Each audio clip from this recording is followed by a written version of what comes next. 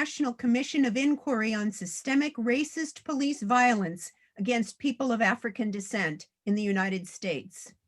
These hearings are a process by which witnesses can present accounts of the unjustified killings and maimings of Black individuals by police officers in the United States before an international panel of human rights experts. We now begin the hearing in the case of Linwood Lambert. My name is Marjorie Cohn, and I am the rapporteur for this hearing.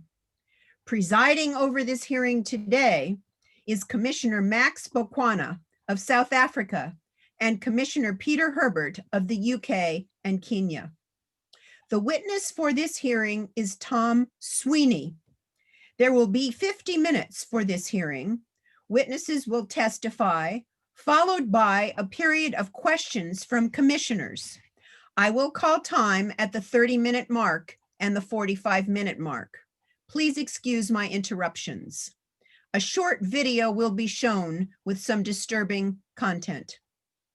Commissioners Boqwana and Herbert, I now present to you the witness, Thomas Needham Sweeney. Tom Sweeney, please confirm your name. Good morning. My name is Tom Sweeney. I'm an attorney here in Philadelphia, Pennsylvania. Do you promise that your testimony to the Commission of Inquiry will be true to the best of your knowledge and belief? I do. You may begin. Good morning, everyone. I appreciate the opportunity to be here to discuss with you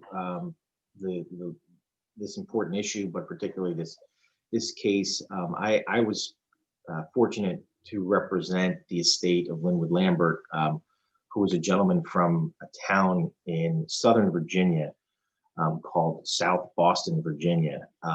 Linwood had a lifetime of mental health issues, and one night he was staying at a motel, and he called the police officers, called the police department on himself at this motel, and he was the police officers responded to his call, and when they arrived at the motel, Mr. Lambert, who is African American, voluntarily permitted the officers to put his hands in handcuffs. He was escorted from the hotel to a nearby hospital. And they did this to allow Mr. Lambert to get a psychological evaluation at the hospital. In the period of time when Mr. Lambert was going to the hospital, he sat quietly in the back seat, and everything is captured on videotape. When he arrived at the hospital, he became emotionally unbalanced and disturbed, and began kicking out the window of the back window of the police cruiser where he was sitting. The officers opened the door, and he exited the vehicle on his own, though he was still handcuffed, and he ran towards the emergency department. And there were 3 police officers who chased him, and he ran headfirst into the sliding doors at the emergency department while the officers were simultaneously tasing him. And Mr. Lambert fell on the ground, and the officers descended upon him, and they continued to tase him. A lot of this is captured on dash cam video from the officers, and they're very disturbing images that garnered a lot of international media attention at the time that my office received those videos in the course of disclosure in the civil rights case that was brought in the Western District of Virginia by me in my office.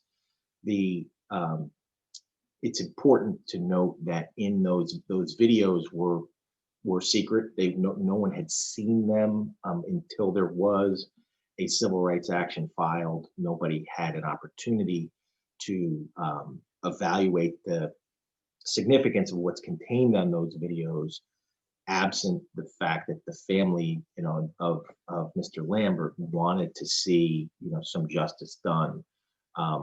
I'm going to continue with the discussion, but I would like to go back and show some of the video which was broadcast on CNN, and that's the portion of the video that we have for the panel. But before I get to that, I just want to tell the remainder of the story so everyone understands exactly what happens. Mr. Lambert is sort of, they apply force, they put him on his chest, and they not only do are his hands cuffed the whole time, but the officers put his legs in shackles, and then they bring him back to the police car.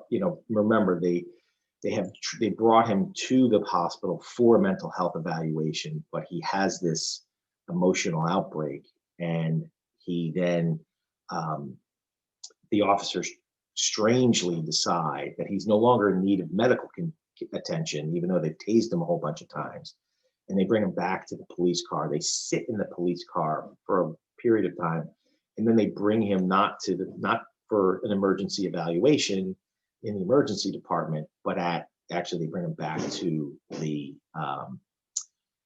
police department, where he's going to be processed and placed in a holding cell. You can tell from portions of the video later, Mr. Lambert said eventually he has a heart attack in the back of the car. It's hard to pinpoint when, but you can tell at some point that he's non-responsive, and that's during the portion of the video where he's where they're driving him from the hospital back to the police department. When they arrived at the police department, they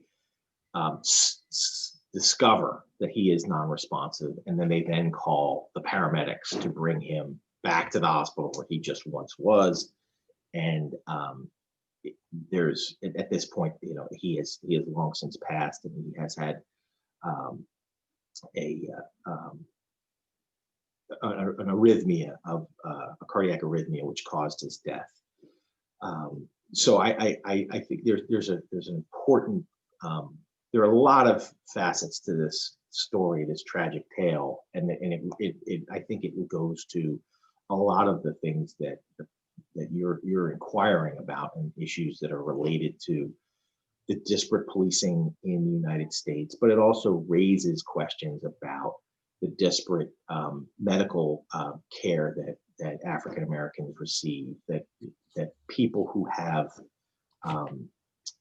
severe mental illness, have an encounter just like this one, where an unarmed, handcuffed, and then eventually shackled man, dies, and he's in his 40s. He has no underlying heart condition. But the situation is far more gruesome than I had appreciated when we brought the lawsuit. Like, we knew it was bad, we knew something had happened, but we didn't know what was contained on those videos. So I think this is a good time to explore that, or to show that to the panel.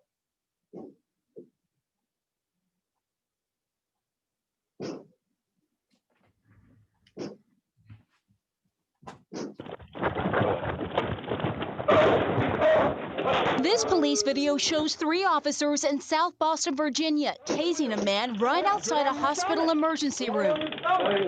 Shortly after, that man, 46-year-old Linwood Lambert, died in police custody. Yeah, we're not locking you up. The video begins with officers picking Lambert up at a motel early one morning in May of 2013, after several 911 calls were made about noise. I got you. In court records, police say because of the way Lambert was acting, they decided to take him to the hospital for a mental health evaluation. They say he made comments about murdering 2 people and hiding their bodies in the ceiling. We're going to take you to the emergency room. We're going to get you looked at, make sure you're good to go. Inside the patrol car, police say he kicked out the window. Then the video shows Lambert running straight into the hospital doors while handcuffed. Get on your belly. He falls to the ground, and the officers repeatedly ask him to roll over onto his stomach while threatening to tase him. On your stomach. Get on. Lambert then admits he was on drugs. I just put the cocaine there.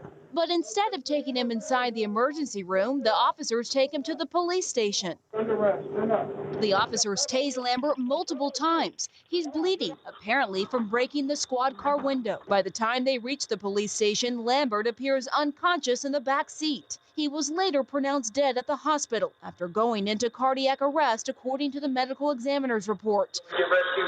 The report ruled the cause of death as acute cocaine intoxication, but the family blames the police, and they filed a $25 million wrongful death lawsuit, alleging, quote, the officer's callous disregard for Linwood Lambert in tasering him multiple times and depriving him of the desperate medical care he needed violated his constitutional rights to be free from cruel and unusual punishment. Police have denied the allegations, saying Lambert's erratic actions required the use of force.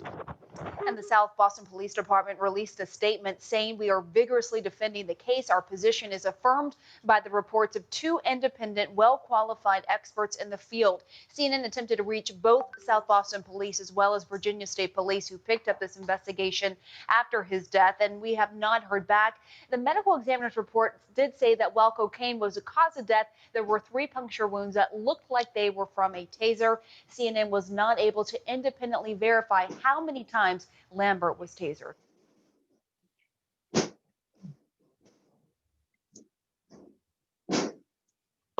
What I think is striking from that CNN video is they do a really good job of summarizing, crystallizing the overarching aspects of the case, but the case itself, but it only does just scratch the surface. It really has a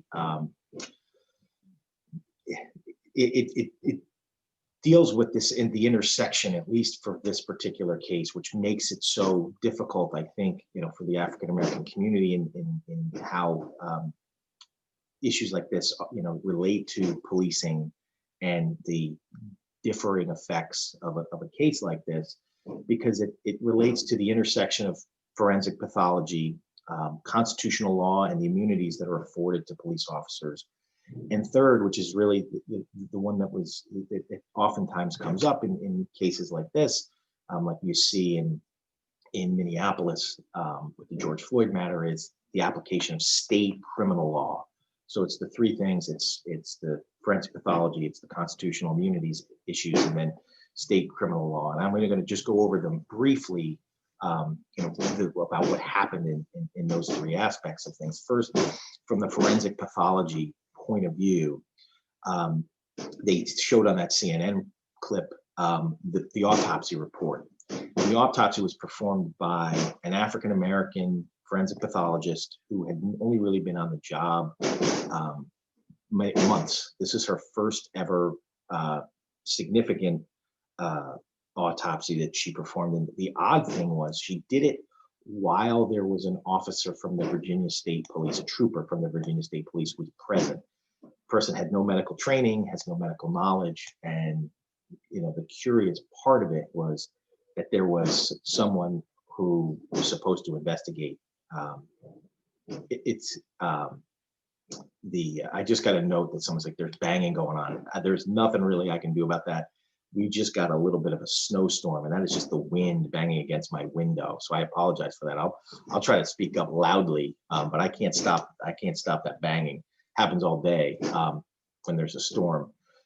So, but I do want to say that when it comes to the fact that there's a Virginia State trooper in the room, is really raises some significant questions, because ultimately the toxicology reports revealed that Mr. Lambert had trace amounts of cocaine in his system. Trace is an important medical term, meaning very, very little, infinitesimally small, barely detectable.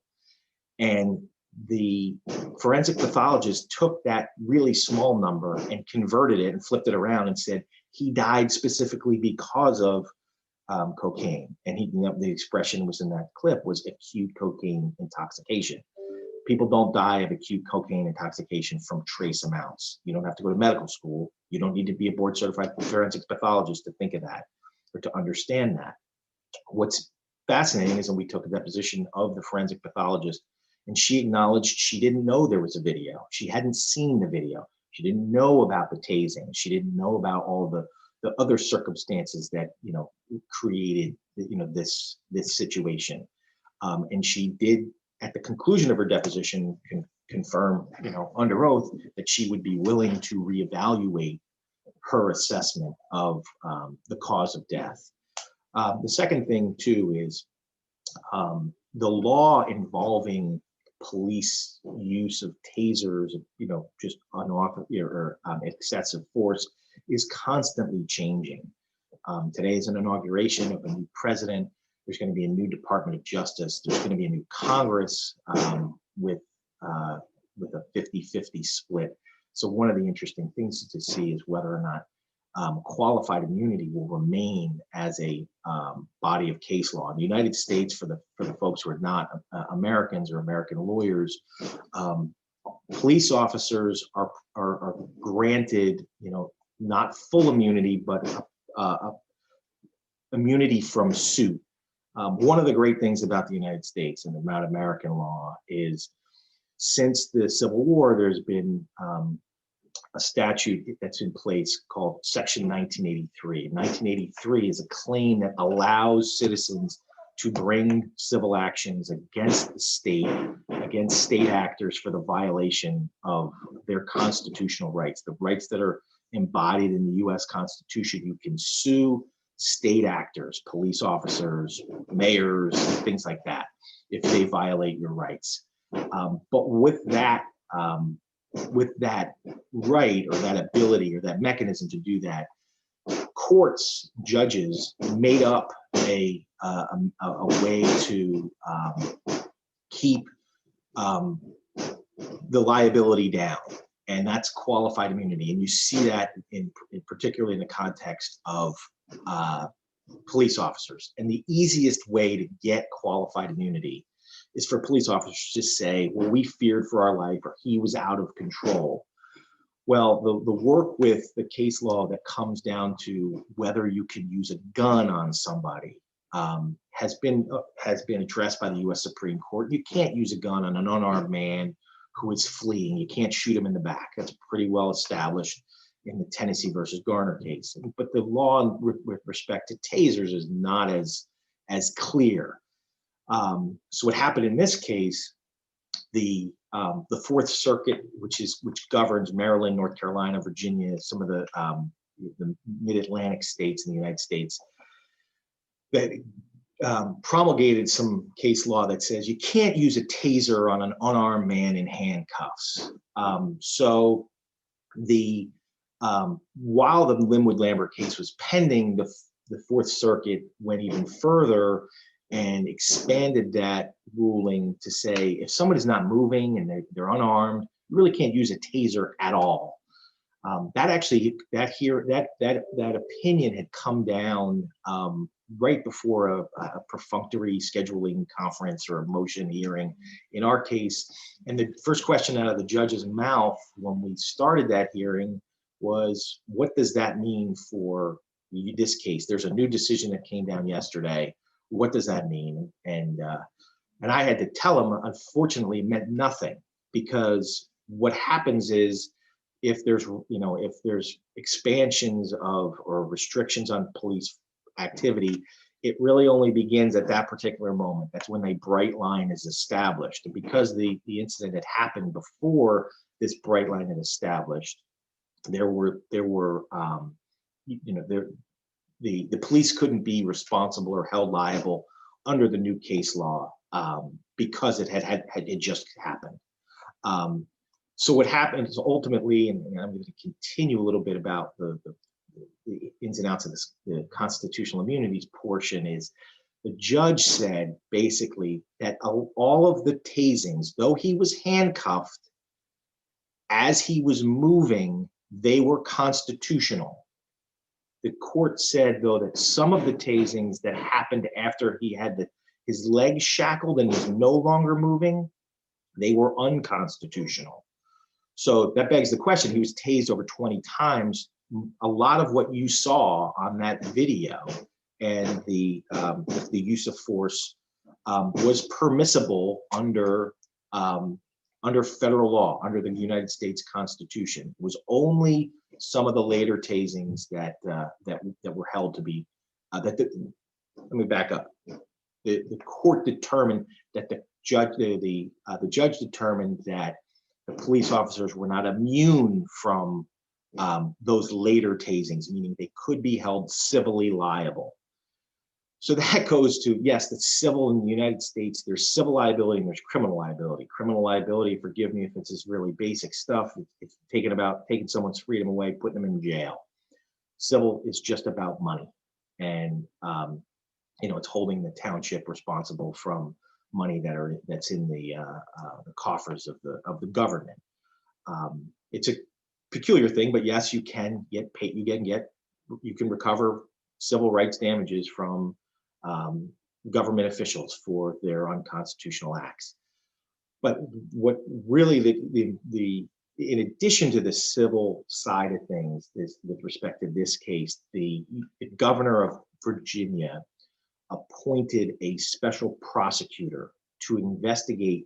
After the worldwide media attention for this case, the governor had to appoint a special prosecutor to evaluate the circumstances of what happened, because the whole world was looking at Virginia like, how does something like this occur?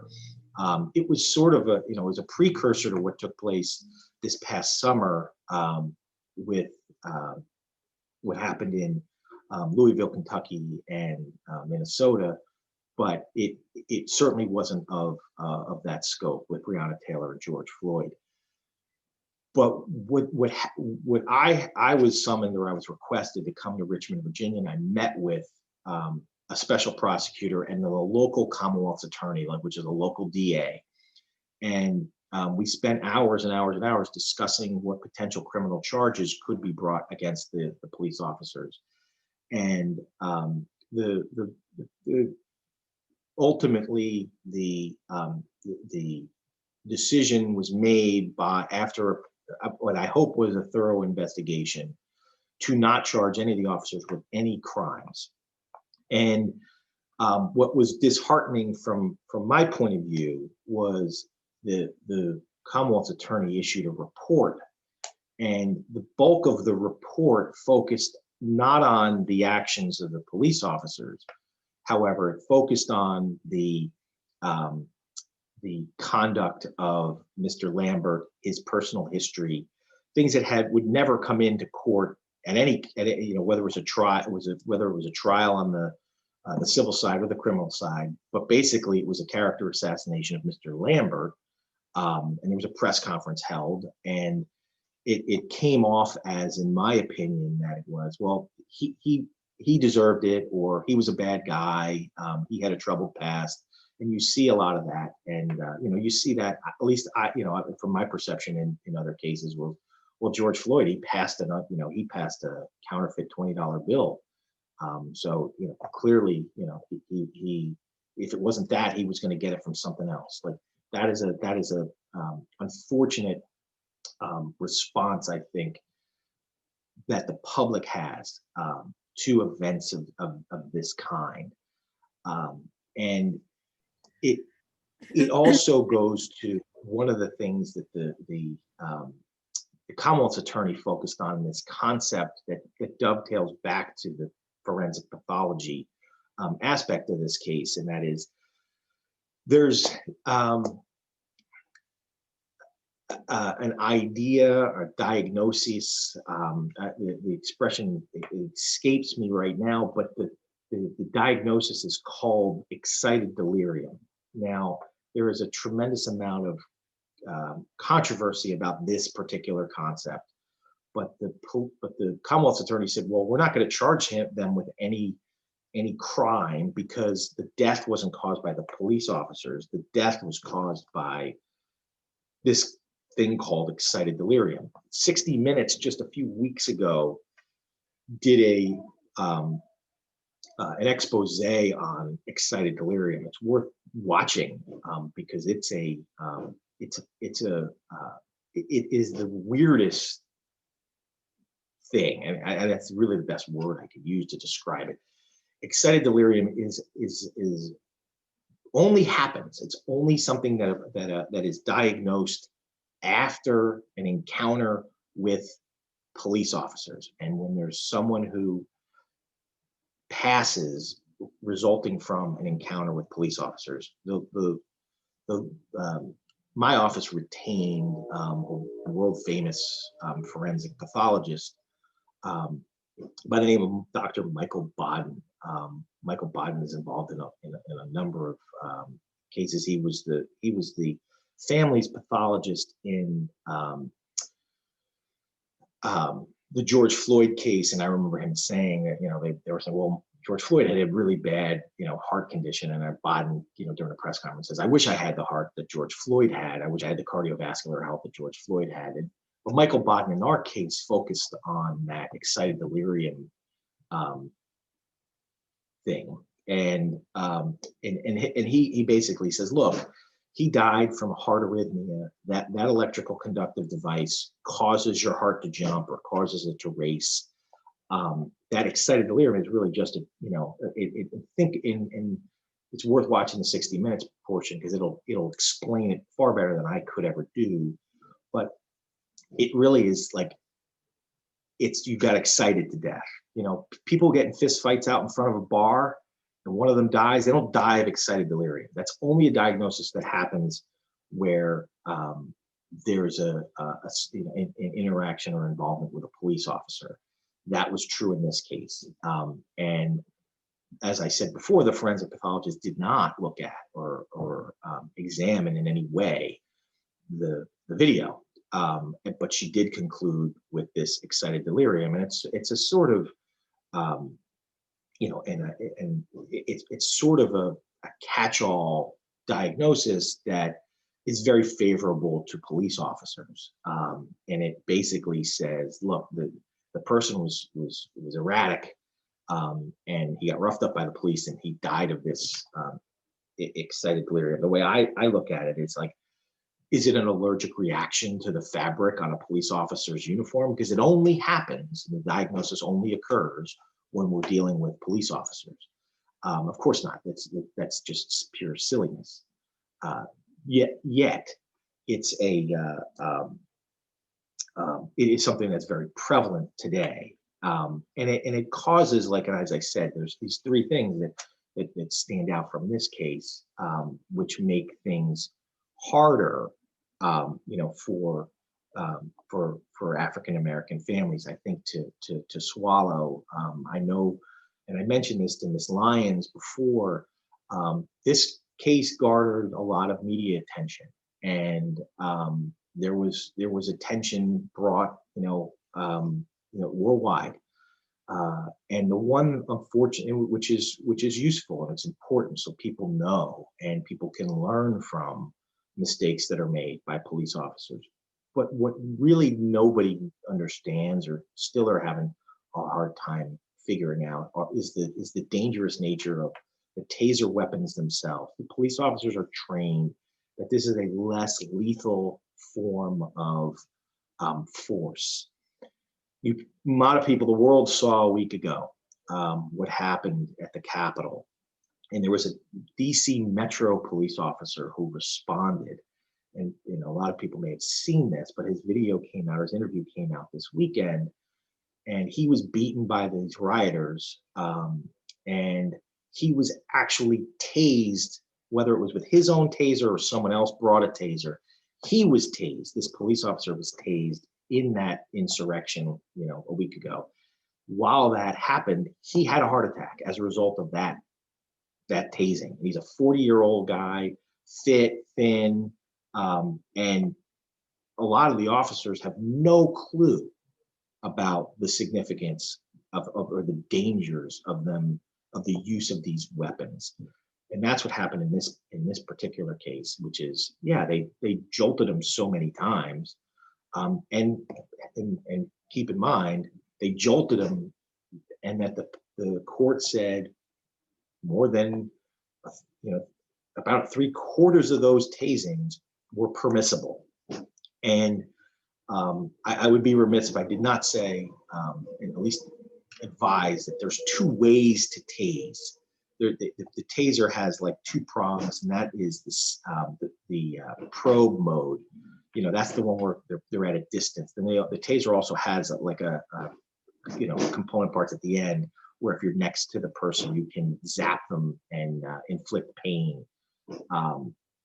And that's called drive stun. The probe mode is far more excessive in the amount of electricity, but really what it creates a conundrum in the use of these weapons. And you saw it in that CNN video.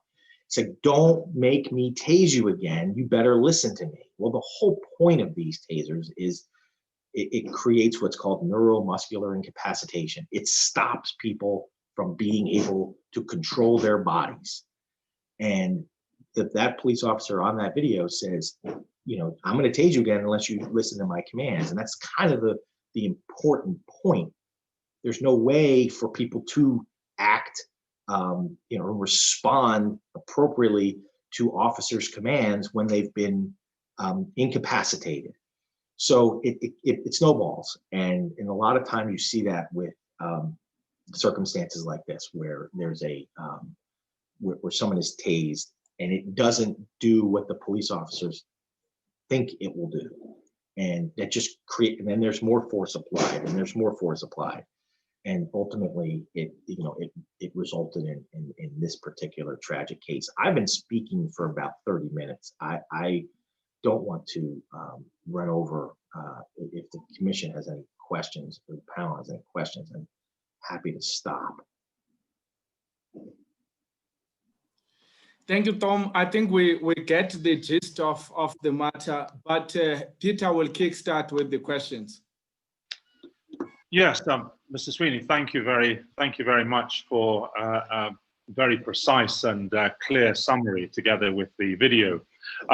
We've had that experience of tasers being introduced in the United Kingdom in 2007, amongst much controversy. And I think Amnesty International had actually cautioned the United Kingdom from introducing them in the first place, precisely because of some of the stories we'd heard in the US. I've sat on 3 mental health homicide inquiries, and I think one of the things that has arisen already is this as a question I'd pose to you. Is it ever right, except in an emergency situation, for police officers to usurp the function of medical professionals?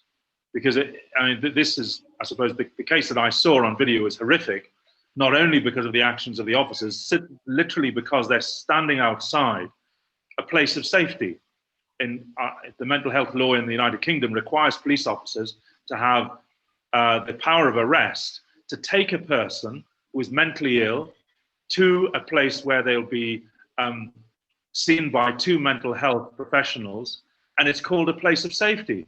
So the first thing I ask is there ever a situation, and this clearly was not, unless one counts, you know, kicking in a police window as an emergency, that would justify officers removing that person, not only treating him in the way that they did, but removing him away from a place of safety to a police station?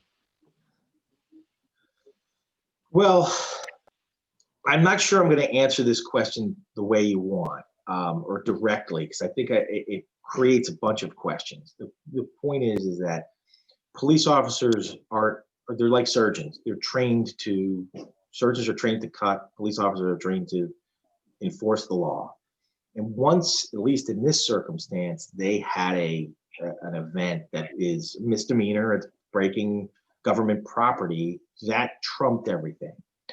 But the one thing that I think is problematic for police officers around the United States, and that is we ask far too much of them to act as medical professionals and social workers, and it puts them in an impossible bind. We obviously, one of the claims that we alleged in the case, which was the failure to provide, that is actually a constitutional claim under Section 1983. The failure to provide medical attention it's a guaranteed right under the Constitution. It gets a little bit questionable because you have to ask a reasonable, it's like a reasonable person standard, whether a reasonable police officer in light of that encounter would have believed that the person needed medical attention. Now, and Peter, I appreciate the question because it does really, if this is not the case for a person needing medical attention when they brought him to a hospital, then there really isn't one. They knew already that he needed medical attention, and they suggested it to him, like, we should get you looked at. And then that altercation came down, and then that was the decision they made not to give him, the medical attention necessary. As it relates to, I think, to UK, the UK and how it introduced taser weapons, I do think, and this is just as a layperson, not as a legal expert, but as a layperson, that if the tasers were out of the equation, what would have happened to him? They would have tackled him, and he, it's not like he was okay. He would have maybe separated his shoulder. Or, he could have had some orthopedic injuries. God forbid he's suffered a head injury. But there's the risk from using an electrical conductive device is far greater than that. But again, that's the thing, the burden. That's why I'm not really answering your question, because you're asking of non-medical personnel. I mean, they have first aid training and CPR training, most police officers, but they're not advanced, and we shouldn't expect them to be advanced. But the point is, you give them a weapon that can cause severe cardiac or neurological injury, that there needs to be more heightened training, if those weapons are used.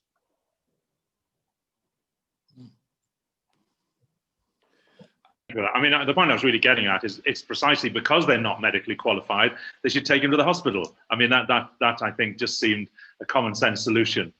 I think that's the whole point, is that if in this case, if that's not appropriate, when they already knew it, like that's really the irony of the story, is they brought him there and they didn't take him in.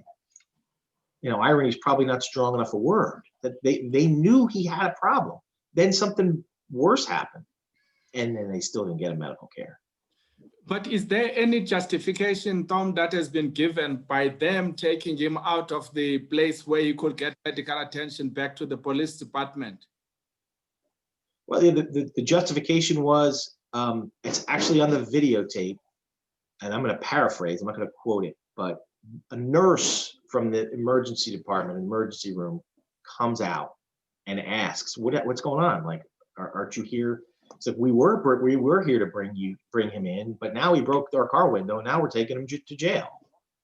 So there was a medical professional who asked them, well, don't you want to get him inside? And they chose the opposite. They chose to take him further away.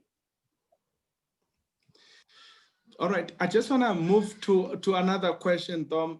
Do you see a systemic problem here where there's a collusion in the intersection between the police, the medical profession, in this instance, the pathologist, and the courts? Because it seems as if we have gone beyond just the police brutality, but other parts of the chain seems to be encouraging this type of behavior.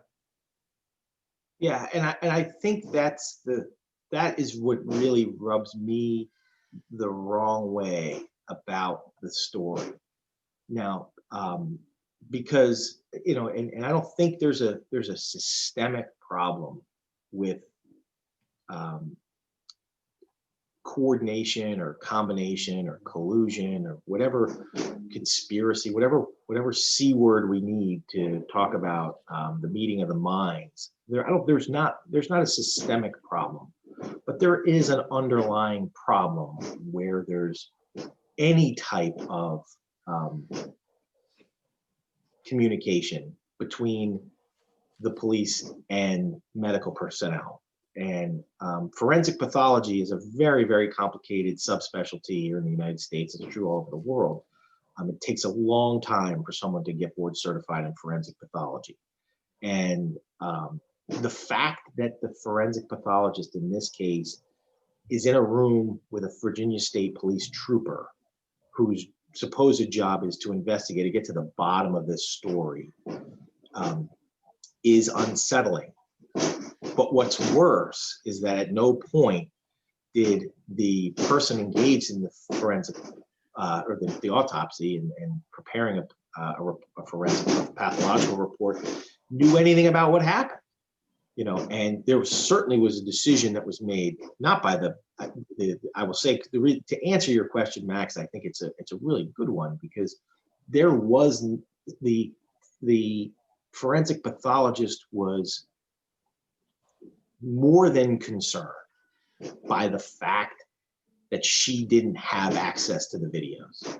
And I think and I can't speak for her, but I do believe she had severe misgivings that she was asked to conduct this examination without all the facts and without all the evidence that, and I don't know if the Virginia State police officer or the trooper knew what was on those videos. And it's important to note that those videos were in the possession of the town police department. It wasn't, the videos were not owned or possessed by the Commonwealth entity, the Virginia State Police.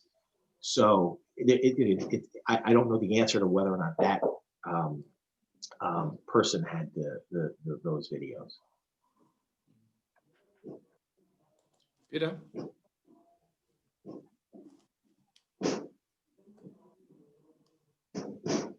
You have to unmute, Peter. Sorry, I think it switched off and then came back on. That's better. Okay. Yes, thank you. Mr. Sweeney, I just want to pick up on one thing. You know, that the Virginia's history, as far as African Americans are concerned, is, to say the least, sad and brutal. And the question is really, has there ever been a case of a white man in Virginia been treated in this way? And if there hasn't, then is race not a significant factor which links all of the pathology, not only the police officers, but the hospital staff, even not intervening, the decision not to prosecute, and the whole sequence of events that resulted in no charges being brought against any officer, not even for manslaughter or anything, or breach of duty of care? Yeah, I don't know the full, history of.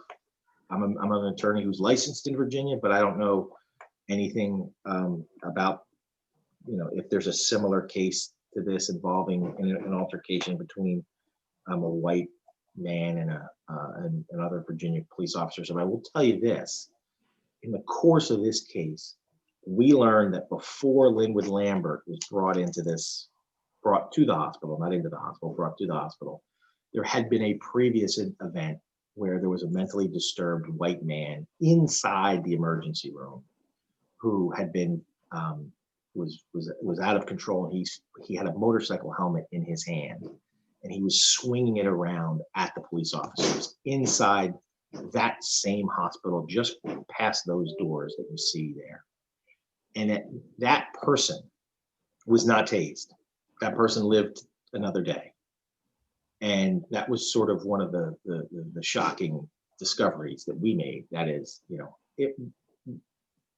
is the use of force more common, or the police officers more quick to use it when you're dealing with an African American? And remember, and the thing that I want to highlight, he was unarmed.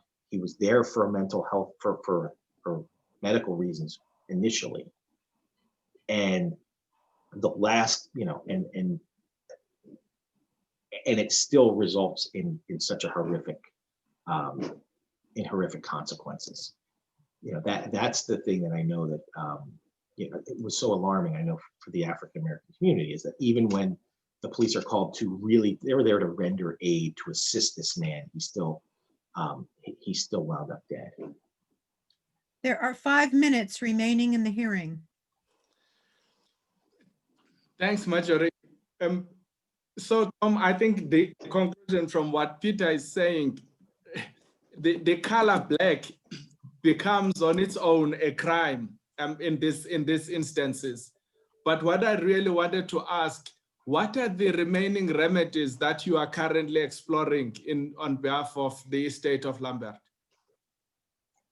Well, the case has settled, and it's settled confidentially, so there's nothing left with respect to the case itself. My practice has quite a few civil rights cases pending, a lot of them in Virginia, and it's one small effort, and that's just that's sort of how it works in the U.S. Unless there's widespread legislation or changes, on the question of qualified immunity, Congress can do away with qualified immunity tomorrow. They can, pass a law and say it's a made-up protection for police. It's not embodied in any part of the U.S. code. It's out, and Joe Biden would sign that. But I don't know if there's a stomach for that yet. I would hope so, but. So that means these police officers are still operating as they were before. Nothing has happened to them. That is true. Yes. There were no professional consequences at all. I don't believe. Okay. Can I just very, very quickly? The American Constitution, I'm actually amazed to hear that it's constitutional to taser somebody, and the movement of the body makes that permissible, because one of the responses we know from the Metropolitan Police is when you're tasered, your body jumps and reacts involuntarily. So how on earth you can, even from a medical perspective, have that legitimized after you're tased and say if you're moving, because that almost says, well, you've got to be comatose before it becomes unlawful. That was one point. And the second is this. Yeah. I read in between my hearings on Monday that there are private prosecutions allowed in some states in the United States. There's only been 2 private prosecutions in the United States history. I wasn't able to find out which they were, but I just wondered whether the state of Virginia permits private prosecutions, and if it does, whether that is not the progressive lawyers in the United States ought to start to use as part of the toolbox. Yeah, that is not something I think that is an available remedy. And the one thing is, it's